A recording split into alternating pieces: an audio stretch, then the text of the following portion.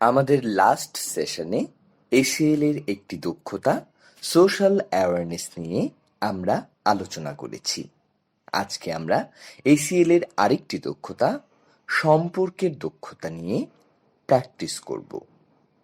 আজকে আমরা এমন কিছু প্র্যাকটিস করব যেটা আমাদের এসিএল এর একটি কম্পিটেন্সি সম্পর্কের দক্ষতা উন্নয়নে সাহায্য করবে। চলুন শুরু করি। এই অ্যাক্টিভিটির মাধ্যমে অংশগ্রহণকারীরা একটি সময় আঁকতে পারবে যার মাধ্যমে তারা ক্ষমা চাইতে পারবে এবং কিভাবে আরেকজনকে ক্ষমা করা যায় তা শিখবে। আজকে আমরা একটি ড্রয়িং গেম করতে যাচ্ছি। কিছু পেন্সিল, ক্রায়ন, মার্কার এবং কিছু কাগজের ব্যবস্থা করুন। ড্রয়িং এর আগে দায়িত্বভার গ্রহণের গুরুত্ব সম্পর্কে কথা বলবো, যার জন্য আমরা কিছু বলি এবং করি। মনে রাখবেন, কেউ নির্ভুল না এবং যখন কেউ ভুল করে বা কাউকে আহত করে বা কষ্ট দেয় তখন ক্ষমাপ্রার্থী হন বা ক্ষমা করে দিন। এটা গুরুত্বপূর্ণ যেন আমরা সবাই একসাথে থাকতে পারি। আমি চাই আপনি চিন্তা করুন এমন একটা সময় যখন আপনি অনুভব করেন একটি ক্ষমা চাওয়া দরকার ছিল। আপনার হাতে সময় থাকলে একটা ছবি আঁকুন এবং কি ঘটে তা প্রদর্শন করুন। যদি আপনি নিজের জীবন থেকে ভাবতে না পারেন, তবে একটা গল্প থেকে যেটা আপনি শুনেছেন তা থেকে ভাবুন, অথবা কিছু কি একটা কল্পনা করতে পারেন যেখানে একটা ক্ষমা প্রয়োজন। উদাহরণস্বরূপ, আপনি হয়তো আঁকতে পারেন এমন একটা সময় যে সময়টাতে একজন আপনার নিকট থেকে কিছু একটা চুরি করেছিল, অথবা এমন একটা সময় যখন আপনি আপনার ভাই বা বোনের নিকট থেকে খাবার নিয়েছিলেন, অথবা আপনি হয়তো আঁকতে পারেন সেই সময়টা যখন আপনি খুব রাগান্বিত ছিলেন এবং কারো সাথে চিৎকার চেঁচামেচি করেছিলেন। যখন আপনি ক্ষমা চাইবেন তখন আপনি নিচের স্টেপগুলো অনুসরণ করতে পারেন। যা করেছেন তার জন্য দুঃখিত বলুন। বলুন আপনি কেন ভুল ছিলেন। বলুন পরবর্তীতে আপনি কি করবেন। জিজ্ঞেস করুন যদি এমন কিছু থাকে আপনি করতে পারেন। ছবি আঁকতে আপনার প্রয়োজন অনুযায়ী সময় নিন। এখন আমরা দ্বিতীয় অ্যাক্টিভিটিতে যাব। এই অ্যাক্টিভিটির নাম বিশেষ কেউ একজন। এই অ্যাক্টিভিটির মাধ্যমে অংশগ্রহণকারীরা তাদের জীবনের বিশেষ ব্যক্তিকে উপলব্ধি করতে সক্ষম হবেন এবং বিশেষ ব্যক্তির ভালো গুণগুলো সম্পর্কে জানতে পারবে, যাতে নিজেরা বিশেষ ব্যক্তির সাথে তাদের সম্পর্ক নিয়ে গর্ববোধ করতে পারেন। এটা তাদের আত্মবিশ্বাস বাড়াতেও সাহায্য করে। আজকে আমরা আমাদের জীবনের বিশেষ একজন ব্যক্তিকে বাছাই করব এবং আমরা মনে করার চেষ্টা করব তার কোন দিকগুলো আমরা ভালোবাসি। আপনি যাকে সত্যিই ভালোবাসেন তাকে নিয়ে চিন্তা করার জন্য আমি আপনাকে কিছুটা সময় দিতে যাচ্ছি। কেউ একজন যিনি আপনার প্রতি দয়ালু এবং আপনাকে সুখী করে তোলে। এই বিশেষ ব্যক্তি যে কেউ হতে পারেন, যিনি ভালোভাবে যত্ন নিতে পারেন এবং আপনি যখন মন খারাপ করে থাকেন তখন আপনাকে স্বস্তি দেয়।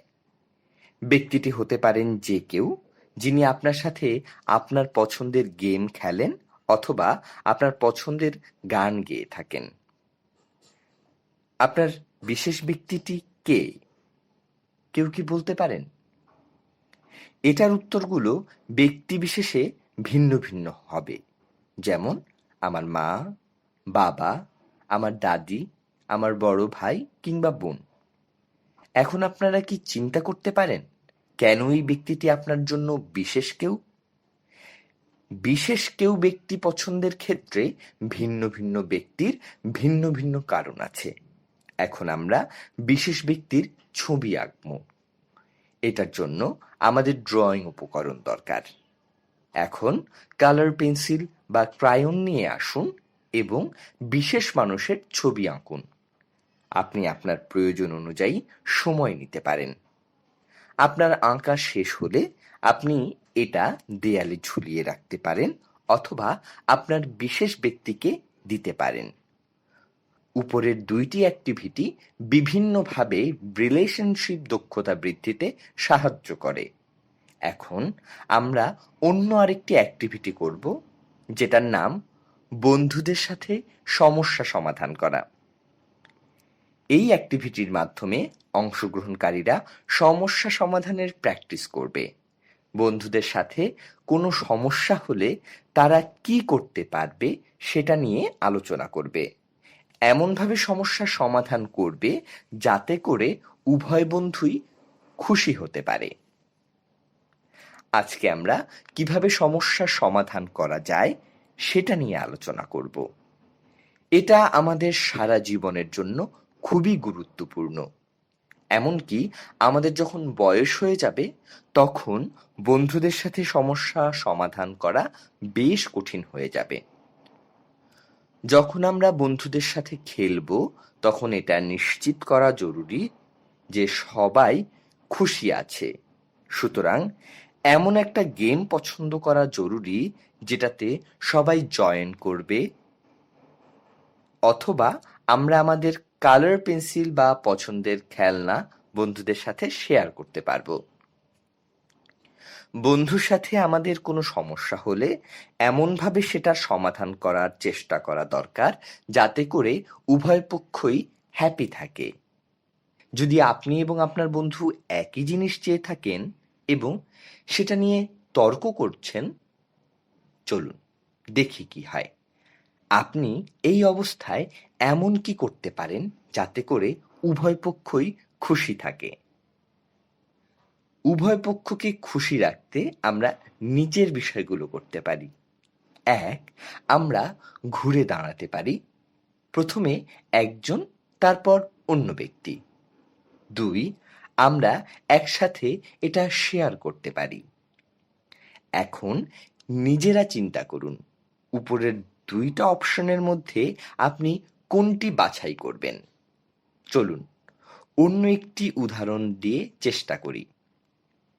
ধরুন একই সময়ে আপনি চাচ্ছেন দাবা খেলতে, অন্যদিকে আপনার বন্ধু টিভি দেখতে যাচ্ছেন। চলুন চিন্তা করি কিভাবে আপনারা দুজন এই সমস্যার সমাধান করতে পারেন। এই রকম অবস্থায় আপনারা দুজনেই অনুষ্ঠানটি দেখতে পারেন এবং তারপর একসাথে দাবা খেলতে পারেন, কারণ অনুষ্ঠানটি টিভিতে এখন চলছে, কিন্তু দাবা অন্য যে কোনো সময় খেলা যেতে পারে। চলুন ভিন্নভাবে চিন্তা করি। আপনার কি করা উচিত যদি আপনি আপনার বন্ধুর সাথে টিভি দেখতে না চান?